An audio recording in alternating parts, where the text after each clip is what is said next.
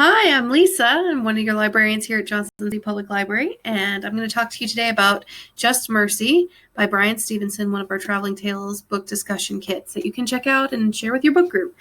Bryan Stevenson is a defense attorney in Montgomery, Alabama at the beginning of the story, and it addresses cases he's experienced throughout his life that he's helped children who are, sentenced to life imprisonment, which is essentially death penalty sentence for them in some ways, women, veterans with mental health issues, the inequalities in our justice system for these people.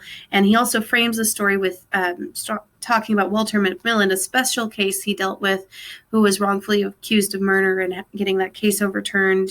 And what happened with Walter after that, his life. Wonderful story, very uplifting and moving. And, I hope you check it out. It's a great read. I think you and your book club will enjoy it.